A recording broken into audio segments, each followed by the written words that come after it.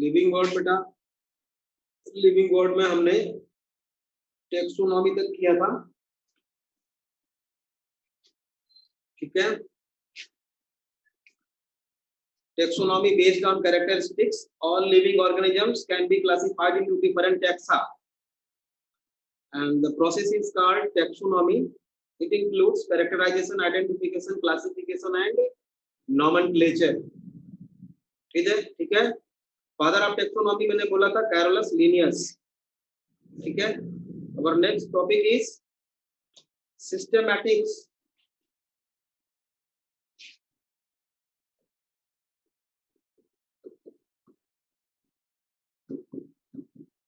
Systematix, systema word जो है बेटा ये बना है, सिस्टेमैटिक्स वर्ड जो बना है वो किससे बना है? सिस्टेमा से। किससे बना है? Systema. And systema is equal to systematic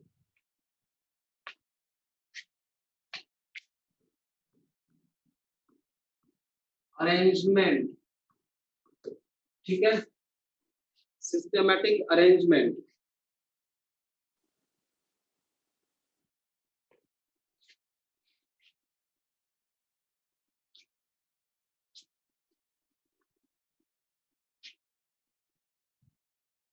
systematic arrangement, ठीक है। और ये जो सिस्टेमैटिक्स जो वर्ड है बेटा, name given by also Carolus Linnaeus. Systematics name given by Carolus Linnaeus in his book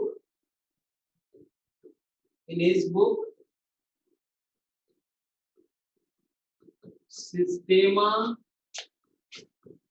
Nature।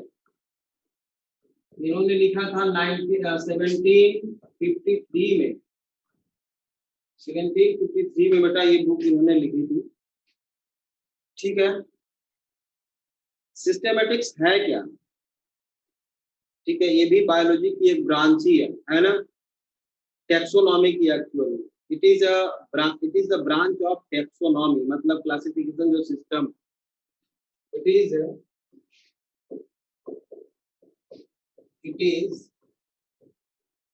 Branch of taxonomy, branch of taxonomy and a systematic arrangement of all living organisms with respect to similarity and differences between them, उसी को बोलते हैं, है ना। It is the systematic arrangement, लिखो, it is the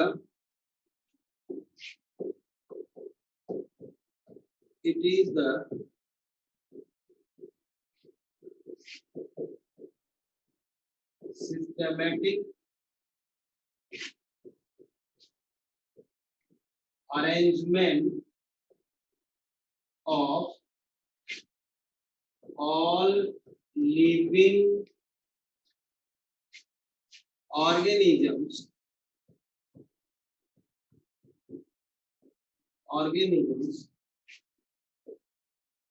on the basis of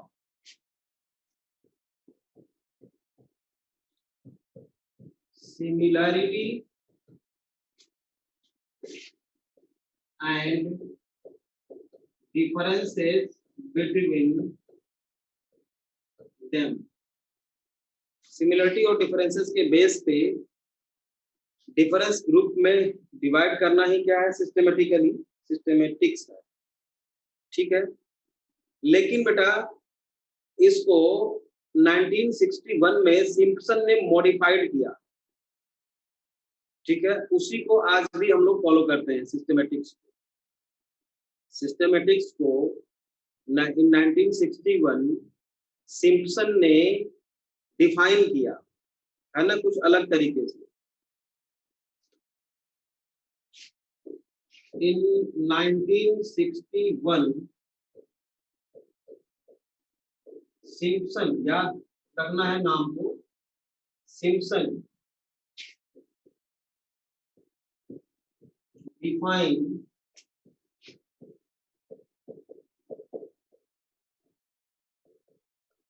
systematics, उन्होंने अलग इसका डेफिनेशन बताया और कहा कि it is the study of diversity of organisms, it is the study of diversity of organisms and all their evolutionary relationships।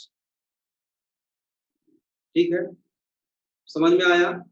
Simpson ने ये बताया बेटा कि जो सिस्टेमेटिक्स है वो ऑर्गेनिज्म के डाइवर्सिटी की स्टडी है। डाइवर्सिटी मतलब समझ रहे हो, बहुत सारे स्पीसीज के बारे में। ठीक है, एक मिनट होल्ड करो, आप अपने डाउट लिख सकते हो, मैं देख रहा हूँ।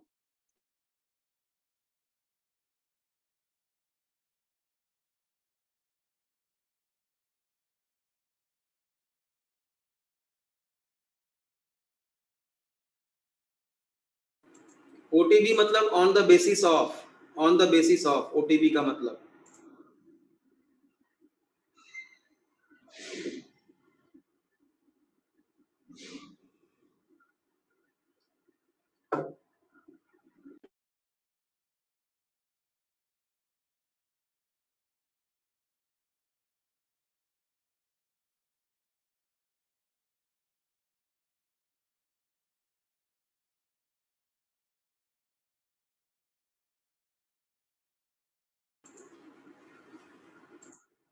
हाँ बेटा, taxonomy and systematic are same, no, लगभग सेम है बेटा, लेकिन जो न्यू डेफिनेशन है सिस्टमेटिक्स का, न्यू डेफिनेशन जो है ना उसके अकॉर्डिंग थोड़ा सा सिस्टमेटिक अलग है।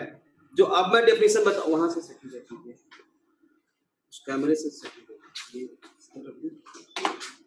कैमरा साफ कर नहीं, वो रोज ना ये उजला थोड़ा है तो ये सही आता है रोज।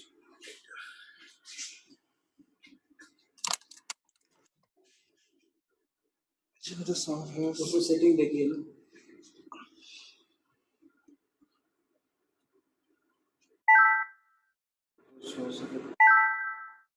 अब ठीक है। हाँ फिर गड़बड़ हो गया,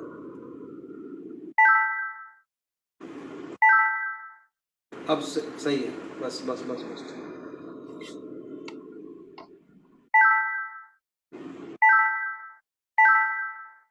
बच्चों अब विजिबिलिटी ठीक है, अब पहले से अच्छा है?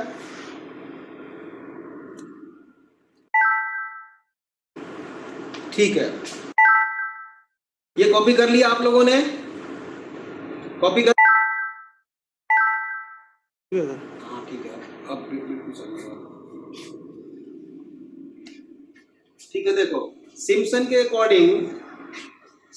अकॉर्डिंग पहले हम डेफिनेशन लिखते हैं। It is the systematic arrangement, हमने लिखा अभी, of all organism with respect to similarity and differences between them. लेकिन सिम्पसन ने क्या कहा था? It is the study of diversity of organisms, it is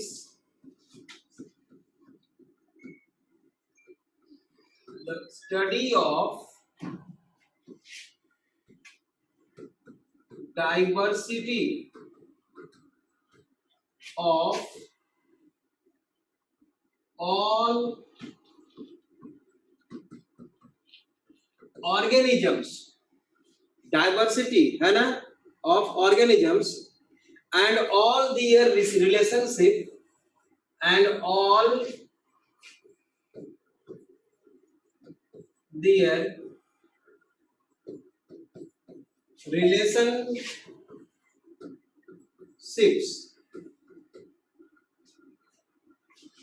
evolutionary relationship लिखो तो ज्यादा बढ़िया होगा। इवोल्यूशनरी रिलेशनशिप,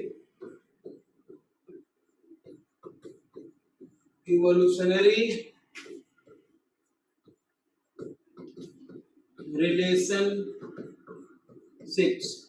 अब इवोल्यूशनरी रिलेशनशिप का मतलब नहीं समझ में आ रहा होगा आपको, मतलब कि कौन सा ऑर्गेनिज्म डेवलप कैसे हो रहा है, ठीक है, उसके बेसिस पे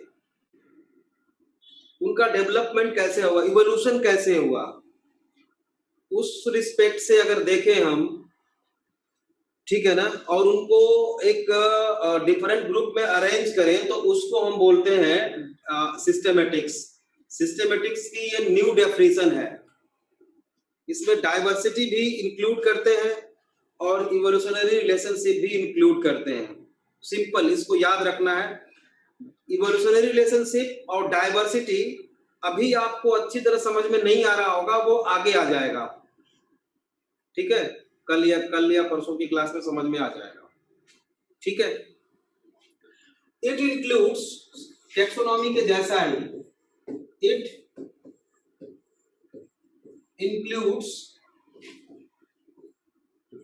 देखो टेक्सो आपके एनसीईआरटी में टेक्सोनॉमी में भी और इसमें भी दोनों में लिखा हुआ है, लेकिन इसमें क्या क्या लिखा हुआ है, इट इंक्लूड्स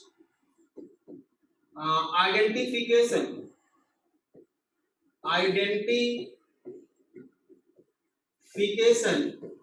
उसमें भी था, इसमें भी है, नॉमेनक्लेचर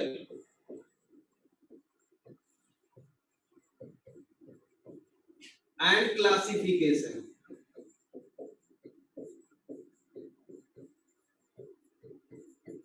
ये सारा अलग अलग हम पढ़ेंगे, एंड क्लासिफिकेशन। टेक्सोनॉमी में 4 था, इसमें 3 है, आपके एनसीईआरटी में ये दोनों बात लिखी हुई है, इसलिए एज इट इज इसको याद करना है, ठीक है।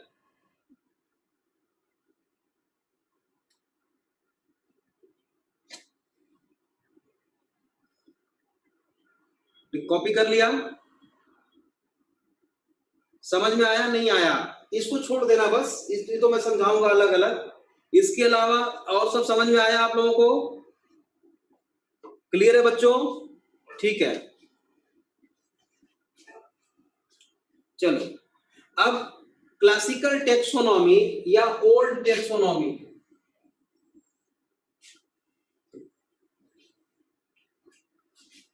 क्लासिकल टेक्सोनॉमी, क्लासिकल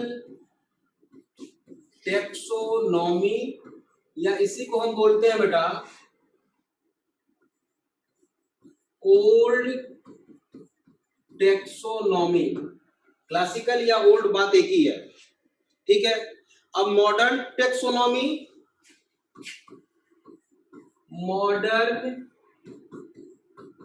टेक्सोनॉमी या इसी को बोलते हैं न्यू सिस्टेमैटिक्स या इसी को बोलते हैं न्यू टेक्सोनॉमी। इन दोनों में डिफरेंस क्या है, मॉडर्न में और क्लासिकल में जो ओल्ड है, ठीक है।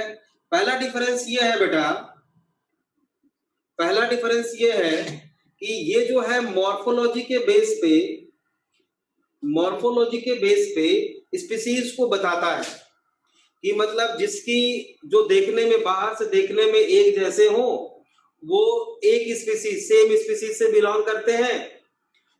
और मॉडर्न टेक्सोनॉमी ये कहती है कि वो ऑर्गेनिजम्स जो आपस में रिप्रोड्यूस कर सकें और फर्टाइल ऑफ स्प्रिंग्स प्रोड्यूस कर सकें, वो सेम स्पीसीज में हम उनको रखेंगे।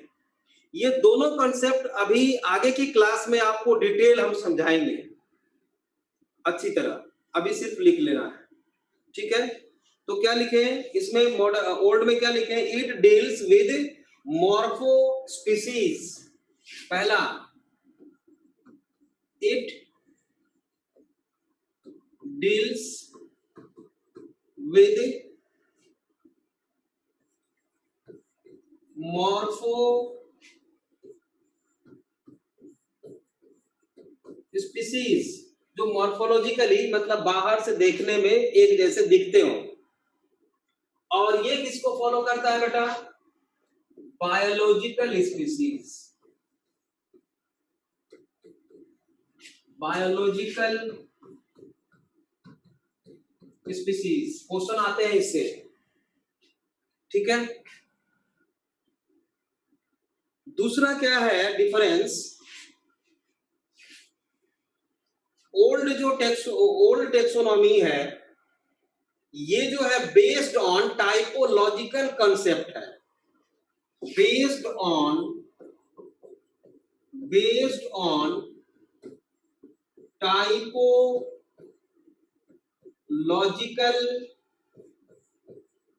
कॉन्सेप्ट। टाइपोलॉजिकल कॉन्सेप्ट का मतलब ये होता है बेटा कि स्पीसीज जो भी होती हैं, मॉर्फो का मतलब, कृतिका, मॉर्फो का मतलब ये है बेटा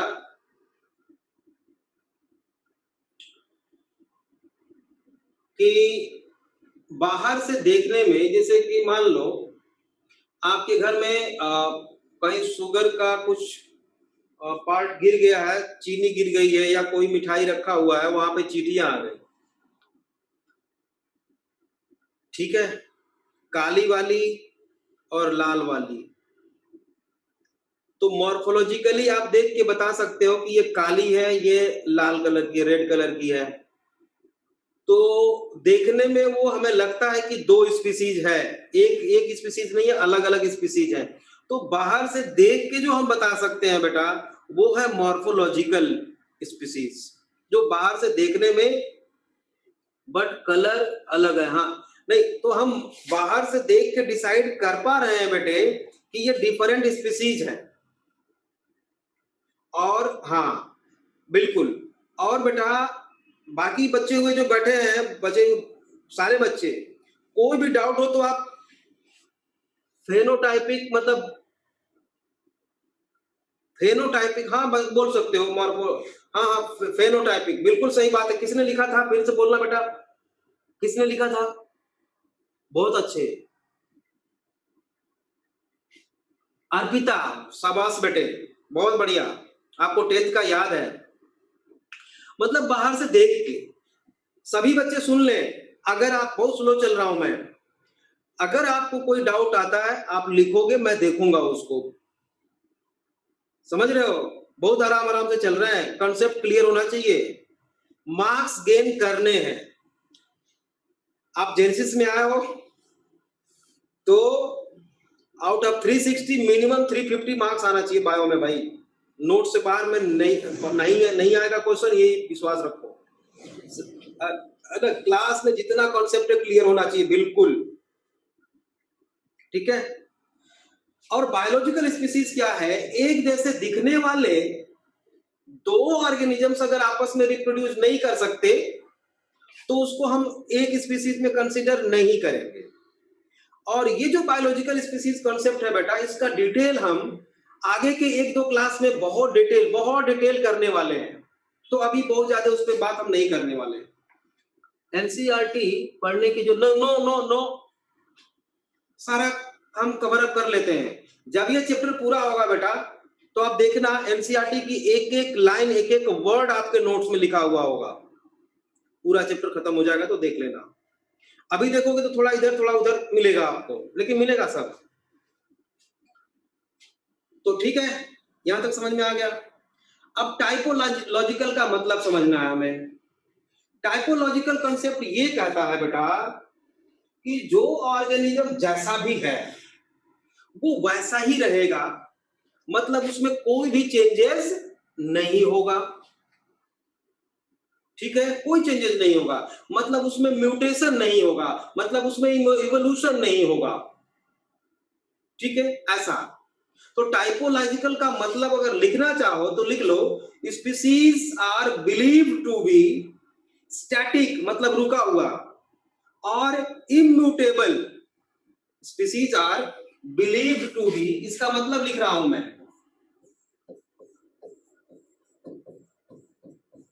species are believed to be static, static मतलब रुका हुआ, और म्यूटेबल मतलब उसमें म्यूटेशन नहीं होता है, ऐसा बोलता है ये ओल्ड टेक्सोनॉमी। ठीक है, और न्यू सिस्टमेटिक उसी को क्या बोलता है? Based on evolutionary evidences. मतलब बेस्ड ऑन इवोल्यूशनरी एविडेंसेस का मतलब क्या हुआ? पहले आर्कियोप्टेरिक्स था जो उड़ता भी था, उसके बीक में दांत भी थे, और उसी से बर्ड्स डेवलप हुए, उसी से रेप्टाइल्स डेवलप हुए, ऐसा। ठीक है, तो ये किस पे बेस्ड है बेटा? बेस्ड ऑन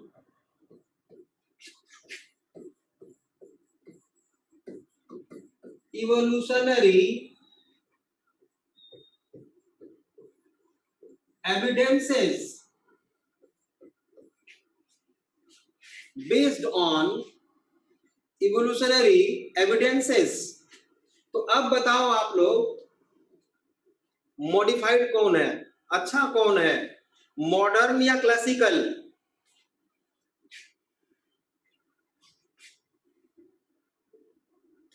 मॉडर्न, बिल्कुल सही बात है। एक और है, कुछ स्पेसिमेन को हम, हाँ बिल्कुल, कुछ स्पेसिमेन को, स्पेसिमेन समझते होगे, प्रिजर्व्ड एनिमल्स हो सकते हैं, प्लांट हो सकते हैं। लैब में आपके स्कूल में देखा होगा, वो एक बॉटल में रख देते हैं, एक जार में रख देते हैं शीशे के, उसमें फॉर्मेलिन डाल देते हैं, तो उसको हम स्पेसिमेन बोलते हैं बेटा। तो जो क्लासिकल है उसमें क्या है, प्रिजर्व्ड स्पेसिमेन को यूज करके उसकी स्टडी करते हैं। A few individual are their preserved specimens. A few individual are their specimen used for study। और इसमें यही है, इवोल्यूशनरी रिलेशनशिप के बेसिस पे करते हैं। ठीक है, यहां तक समझ में आ गया सबको?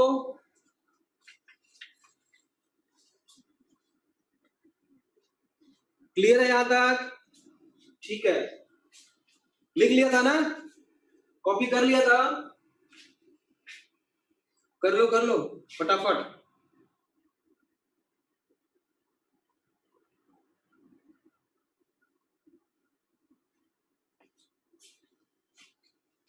चलो बेटा, अब जो हमने लिखा था characterisation, identification, nomenclature and classification, उसको डिटेल करते हैं पहले। ठीक है ना, पहले लिखिए कैरेक्टराइजेशन।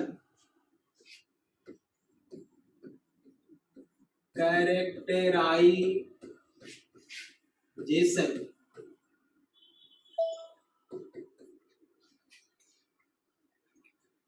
बेटा, हमारे पास बहुत सारे ऑर्गेनिजम्स हैं, इनको क्लासिफाई करना है। ठीक है, तो ये बड़ा मुश्किल काम है, कैरेक्टर को सेलेक्ट करना बहुत ही मुश्किल का काम होता है। जैसे मॉस्किटो बेटा उड़ता है, हाउस फ्लाई उड़ती है, ठीक है, विंग्स है उसके पास। स्कॉर्पियन नहीं उड़ता, कॉकरोच बहुत कम उड़ पाता है, डरपोक है, नॉकटर्नल एनिमल है, रात को निकलता है फीडिंग और ब्रीडिंग के लिए, दिन में नहीं दिखाई देता। ठीक है, लेकिन इन सबको एक ही ग्रुप आर्थ्रोपोडा में रखा गया है, तो कोई कुछ तो होगा कैरेक्टर्स जो किसी ने देखा होगा कि इन सब में एक कॉमन कैरेक्टर है, and all are belongs to phylum Arthropoda, largest kingdom of the animal kingdom, largest phylum of the animal kingdom. तो वो कैरेक्टर को चूज करना बहुत मुश्किल है। अगर सही कैरेक्टर को चूज नहीं किया गया तो वे ऑफ क्लासिफिकेशन चेंज हो जाएगा। ठीक है, और वो कौन सा कैरेक्टर होता है बेटा आर्थ्रोपोडा में? Main character body divided into head, thorax and abdomen and paired appendages, right? Paired appendages, body divided into head, thorax and abdomen. ये सभी में होता है, मॉस्किटो है, हाउस फ्लाई है, कॉकरोच है, स्कॉर्पियन है, सब, लिमुलस है ना, बहुत सारे हैं, पढ़ोगे आप एनिमल किंगडम में। तो कैरेक्टर को चूज करना एक आर्ट भी है, ठीक है। अब एक एग्जांपल हम लेते हैं, जैसे मान लो इस एक कमरे में, एक रूम में एक हाथी को रख दिया गया है ना, एक हाथी को रख दिया गया और यहाँ पे 4 लोग बैठे हुए हैं, ABCD। इन चारों को बारी बारी से इस कमरे में भेजा गया कि भाई जाओ देखो एक एनिमल उसमें रखा हुआ है, उसको क्लासिफाई करना है कि उसको किस ग्रुप में रखा जाए। तो एक लोग गए, अब चारों अंधे हैं मान लो, अंधे इन द सेंस कि बेटा वो कैरेक्टर को सही कैरेक्टर को चूज कर पाएंगे या नहीं कर पाएंगे पता नहीं, ठीक है। अब एक गए और उसकी सूंड पकड़ ली, पहले गया और उसकी सूंड मिल गई, ट्रंक। तो उसने कहा कि ये ऐसा एनिमल है जिसको कि मस्कुलर मसल्स के जैसा दिख रहा है, ये सिलेंडर के जैसा दिख रहा है, तो इसको सिलेंडर और मस्कुलर वाला एक ग्रुप बनाना चाहिए, उसमें रखना चाहिए इसको। एक गया बेटा, वो जाके इसकी पूंछ पकड़ लिया, तो वो कह रहा है कि तो हेयर ही है, बहुत ज्यादा हेयर्स है इसके बॉडी पे, इसका हेयर वाले ग्रुप में रखना चाहिए। एक गया और उसका पैर पकड़ लिया, तो उसने कहा कि तो पिलर लाइक है, पिलर वाले ग्रुप में इसको रखना चाहिए। एक गया बेटा और ऊपर बैठ गया, जाके उसका कान पकड़ लिया, उसने कहा कि नहीं ये तो बहुत फैन के जैसा है, एक ग्रुप बनाना चाहिए, उसमें डालना चाहिए इसको। अब आप बोलो कि क्या ये चारों सही है कि गलत हैं? देयर, बोलो, इन सबने जो कैरेक्टर देखा क्या वो कैरेक्टर सही था? है सर नो? कुछ तो बोल बेटा। रॉन्ग, रॉन्ग, ठीक है, सभी गलत है। क्यों? क्योंकि सही कैरेक्टर को इन्होंने देखा ही नहीं, इसीलिए मैंने अंधा बोला था इनको, ठीक है। अब देखो, तो हम कैरेक्टराइजेशन को क्या लिखेंगे? कैरेक्टर को समझना पड़ेगा ना, तो लिखिए इसमें कैरेक्टराइजेशन में स्टेटमेंट लिखो, it is the understanding of characters, it is the understanding of characters, लिखो लिखो, continue, it is the understanding of characters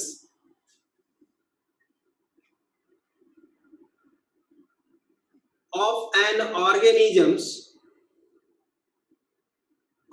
organism such as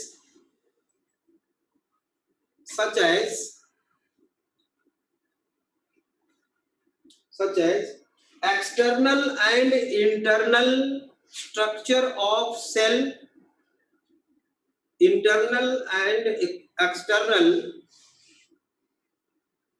external and internal structure of cell,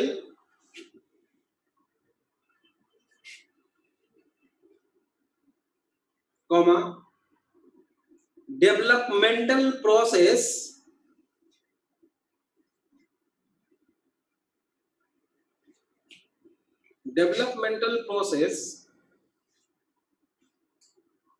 ecological formation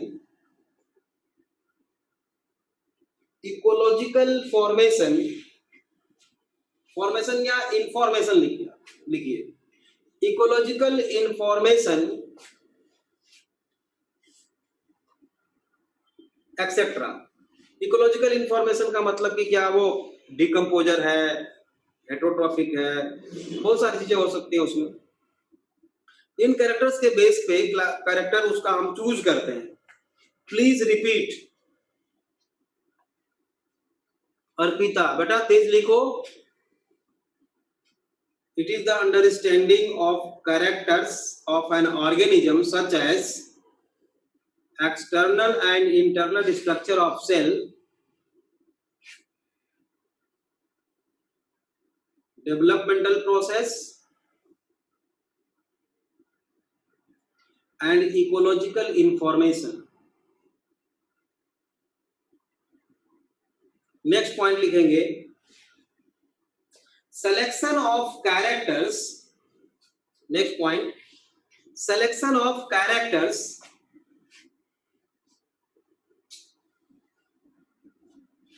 determine the quality of classification.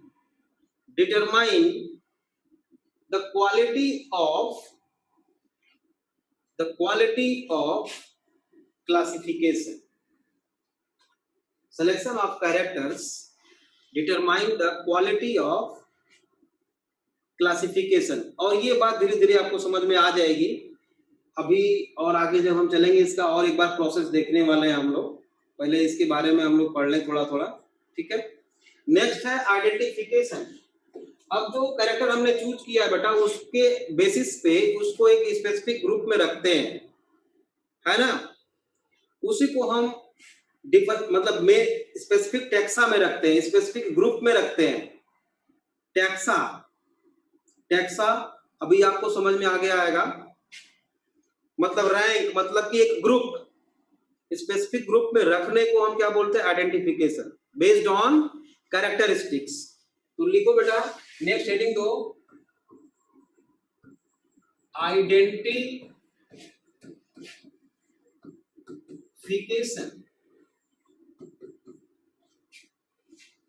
लिखिए, based on characteristics, based on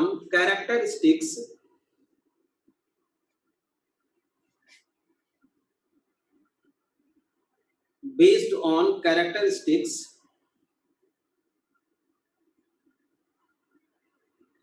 the identification of the organisms, the identification of the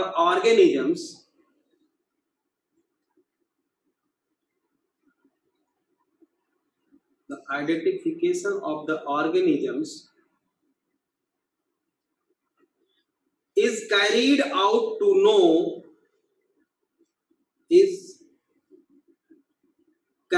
out to know KNOW, to know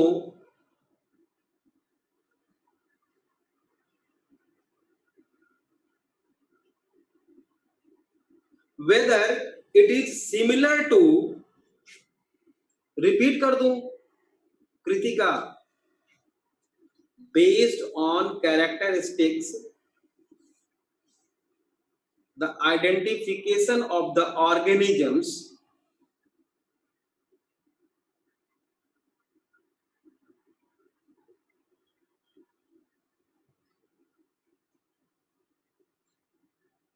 is carried out to know KNOW whether WHEATHER whether it is similar to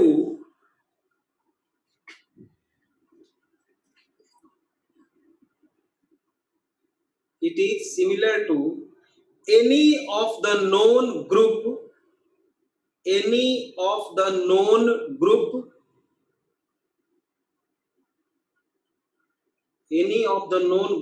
of taxa।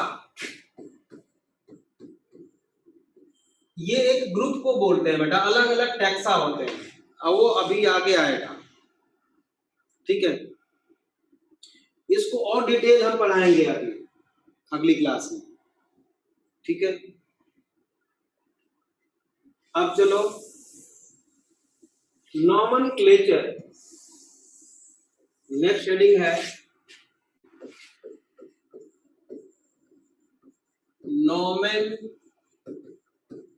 Clutcher.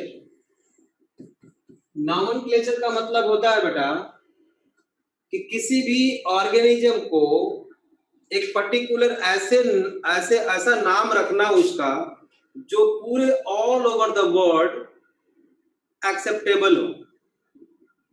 ठीक है, एक ही नाम होना चाहिए, नहीं तो इससे problem क्या आएगी, 4 देशों में बेटा एक ही ऑर्गेनिज्म के बारे में वो स्टडी कर रहे हैं, तो ऐसे तो बहुत टाइम लग जाएगा, कितने मिलियंस ऑफ स्पीसीज हैं। और अगर सेम नाम रहेगा तो हमें पता रहेगा कि हाँ आप क्या कर रहे हो और मैं क्या कर रहा हूं, समझ रहे हो, उससे बहुत आसानी होगी। एक स्टैंडर्डाइज्ड नेम नॉमेनक्लेचर किसी भी ऑर्गेनिज्म का वो प्रोवाइड करना क्या होता है, नॉमेनक्लेचर होता है, जो पूरे all over the world acceptable है ना।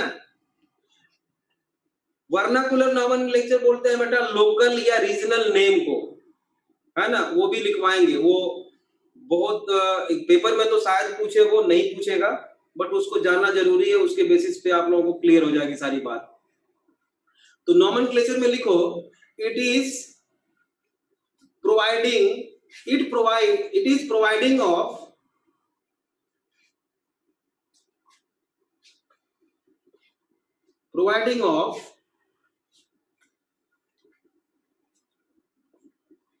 रिपीट मत करवाना, बहुत स्लो बोल रहा हूं। Providing of standardized name to the organisms, standardized name to the organisms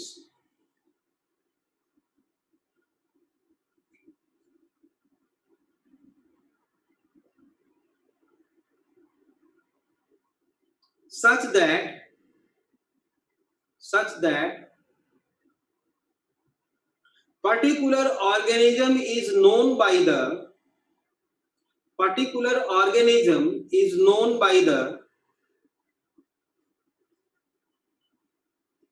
same name, particular organism is known by the same name in all over the world,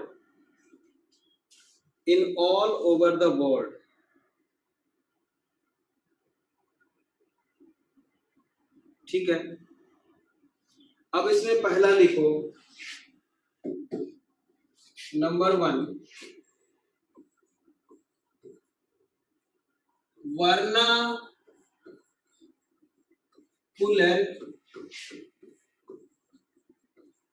nomenclature. Vernacular nomenclature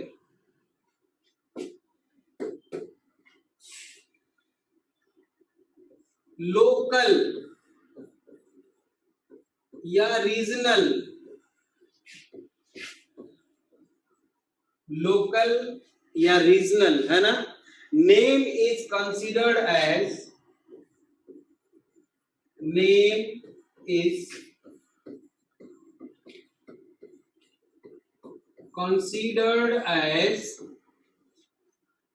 vernacular nomenclature, vernacular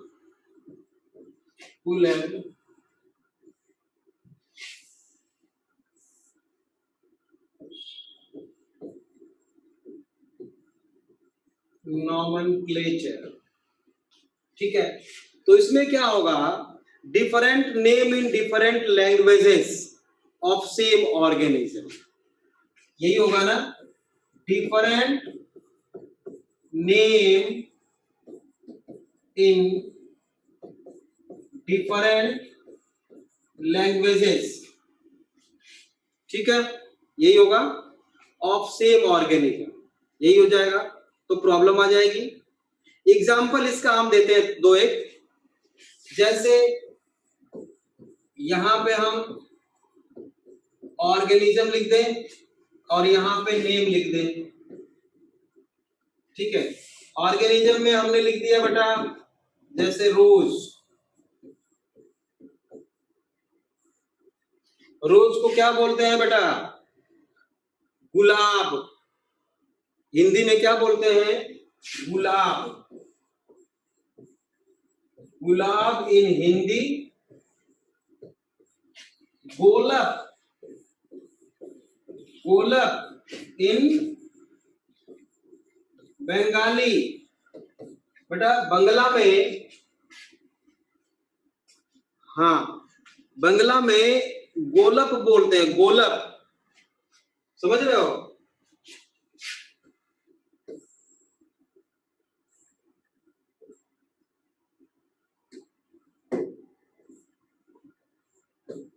गोलक बोलते हैं। और तमिल में राजापो, राजापो बोलते हैं बेटा तमिल में, ठीक है, गुलाब को। तो प्रॉब्लम आ जाएगी, एक ही ऑर्गेनिज्म के कई सारे नाम हो गए। डॉग, डॉग को क्या बोलते हो? क्या बोलते हो? कुत्ता इन हिंदी, कुकुर इन बंगला, कुत्ता इन हिंदी,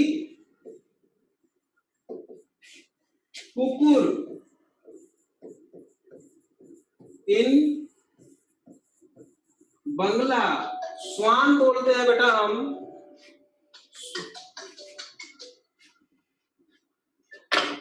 हाँ जी बोलो जल्दी, अभी क्लास में हो।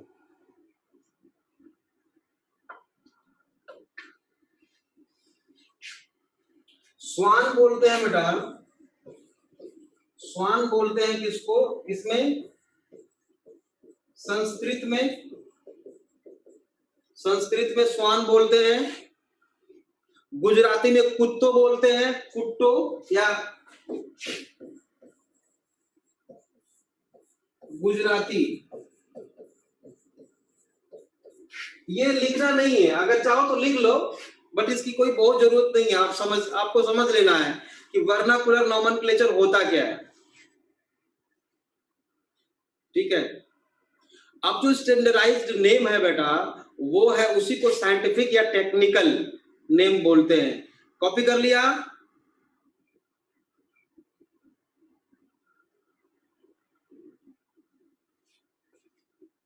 सेकेंड वन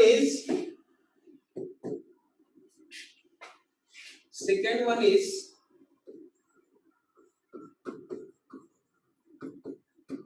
साइंटिफिक और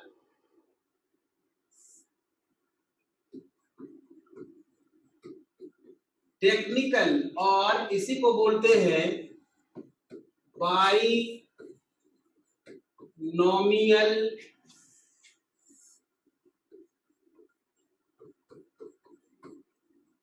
nomenclature.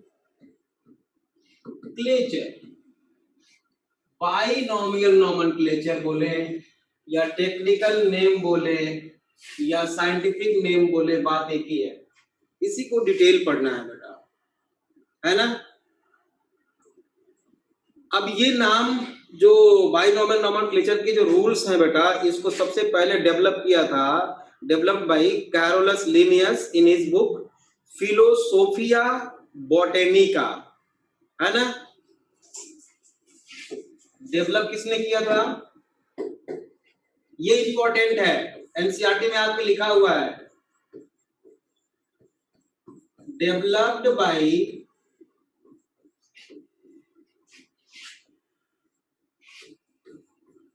Carolus Linnaeus in his book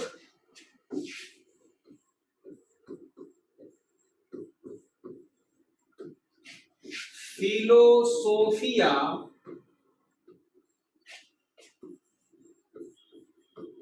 Botanica, Philosophia Botanica in 1751। Year याद नहीं भी रहेगा तो चलेगा, ठीक है, ठीक है। इसमें उन्होंने लिखा था। लेकिन इंटरनेशनली जो है ये 1751 में नहीं बल्कि 53 में एक्सेप्ट हुआ, जब इन्होंने इंटरनेशनली इस एक बुक में इसको पब्लिश किया। टेक्निकल नेम को, technical name recognised internationally, technical name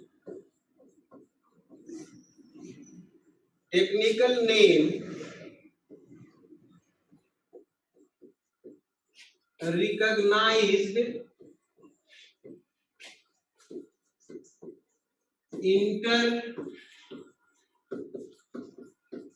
internationally in his book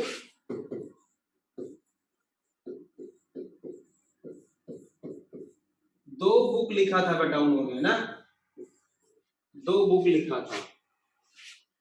एक तो स्पीसीज प्लांटेरम, ठीक है, और एक सिस्टेमा नेचर। स्पीसीज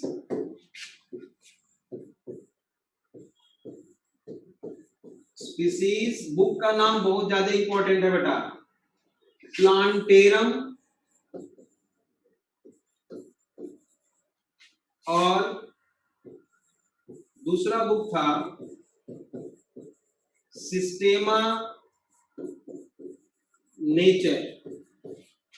स्पीसीज प्लांटेरम इन्होंने लिखा था 1753 में, और सिस्टेमा नेचर लिखा था 1758 में।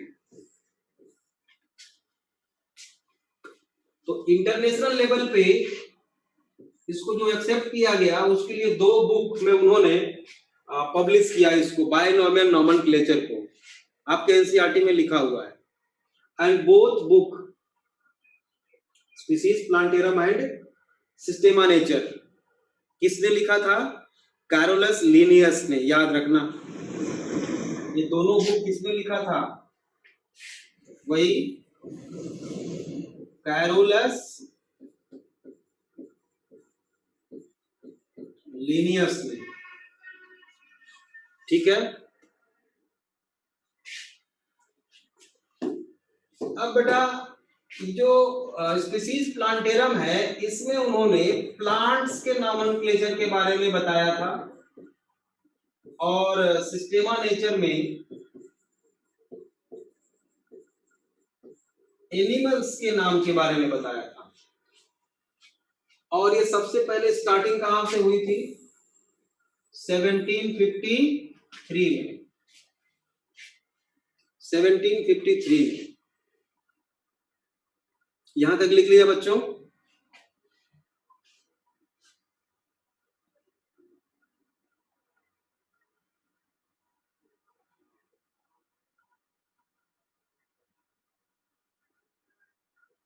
यहां तक ठीक है? ठीक है। अब एक स्टेटमेंट यहां पे हम लिख रहे हैं बेटा, रूल ऑफ, ये लिखना नहीं है, सिर्फ याद रहे तो भी चलेगा। Rule of priority,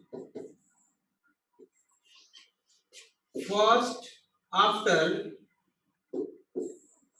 rule of priority after 1st May 1753,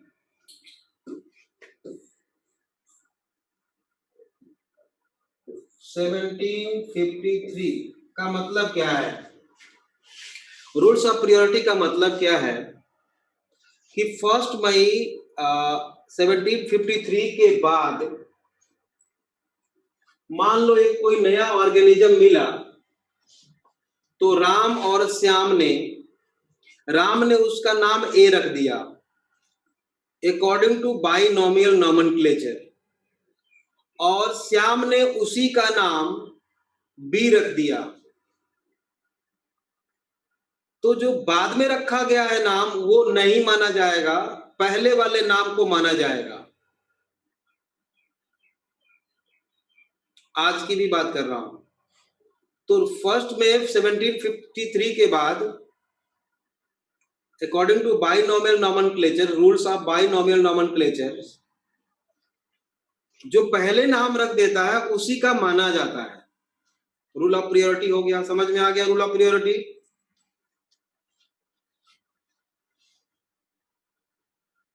जो पहले नाम रखेगा उसी का माना जाएगा नाम,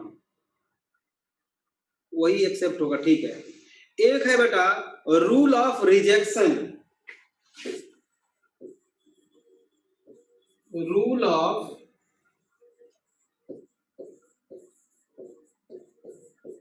रिजेक्शन।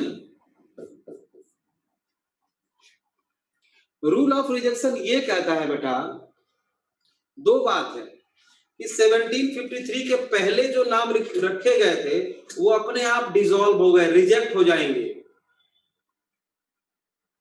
ठीक है, ठीक है। और रूल ऑफ प्रियोरिटी मतलब राम का नाम, राम ने पहले ए नाम रखा था तो ए माना जाएगा, और बी वाले का नाम अपने आप रिजेक्ट हो जाएगा। Rule of rejection and rule of priority समझ में आ गया? इसको समझना है बस, समझ में आ गया? ठीक है। अब है बेटा बाइनोमियल नॉमेनक्लेचर, जो स्टैंडर्डाइज्ड नेम प्रोवाइड करता है बेटा वो दो वर्ड से बना होता है, ठीक है। तो बाइनोमियल नॉमेनक्लेचर ही चल रहा है अभी। अगला स्टेटमेंट लिखोगे, binomial nomenclature provide, binomial nomenclature provide, statement लिखो, binomial nomenclature provide organism, binomial nomenclature provide organisms with standardized name, with standardized name consists of two words, consists of two words,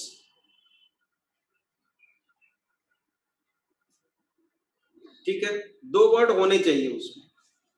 for example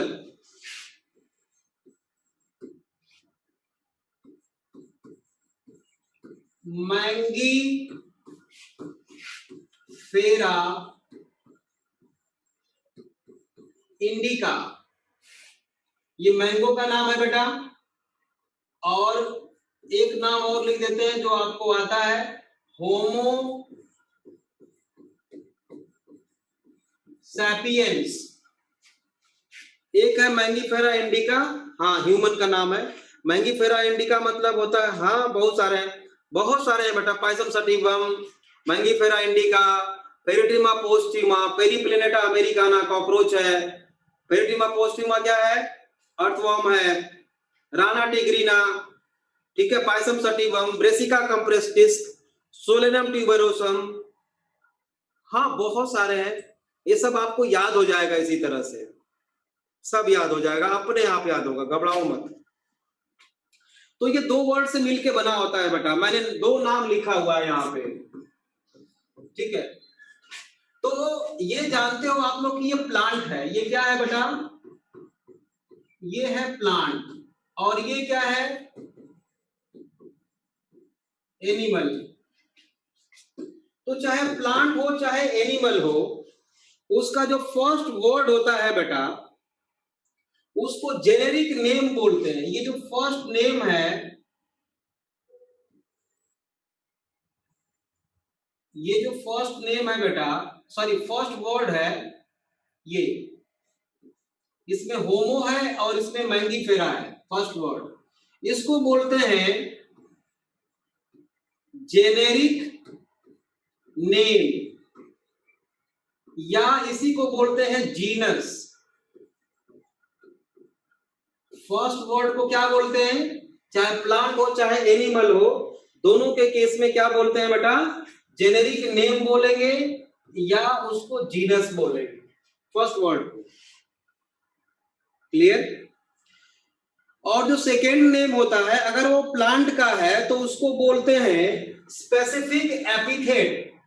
ये जो second नाम है बेटा, second word है, sorry second word है, तो अगर प्लांट है तो उसको बोलेंगे स्पेसिफिक एपिथेट। प्लांट मतलब बॉटनी, ठीक है। और अगर एनिमल है तो उसका जो सेकेंड वर्ड होता है इसको बोलते हैं क्या, किसी को पता है क्या बोलते हैं? Specific name. एपिथेट की जगह पे नेम, स्पेसिफिक नेम। ये एनिमल के लिए है, मतलब कि एनिमल के नाम में जो सेकेंड वर्ड होगा उसको हम स्पेसिफिक नेम के नाम से जानते हैं, जूलॉजी में यूज करते हैं। जूलॉजी मतलब study of animals. Specific name is equal to species? No no no no no no no. यदि ना बेटा, यही तो समझना है। अभी तक आप लोग स्पीसीज समझ रहे थे ना, उसको स्पीसीज मत बोलना।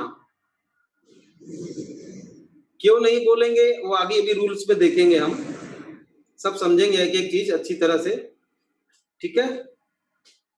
हाँ, तो बेटा कुछ इंटरनेशनल कोड्स बनाए गए हैं बाइनोमियल नोमेनक्लेचर के लिए, है ना, वो देखता है।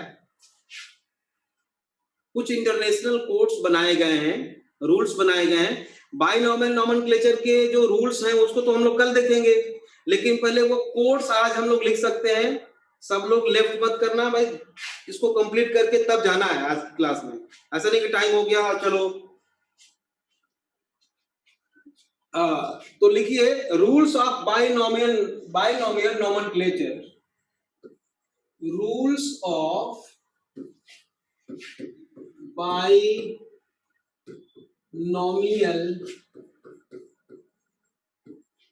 नोमेनक्लेचर, ठीक है। There are 5 codes of nomenclature.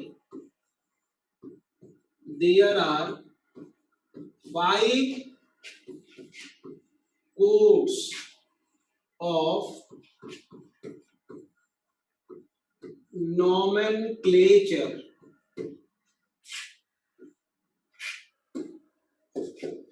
पहला है ICBN, का फुल फॉर्म होता है international code for botanical nomenclature, ठीक है। यहां फॉर लिखा हुआ है, FOR, ठीक है। दूसरा होता है ICBN, सेम है लेकिन इसका होता है इंटरनेशनल कोड ऑफ बैक्टीरियल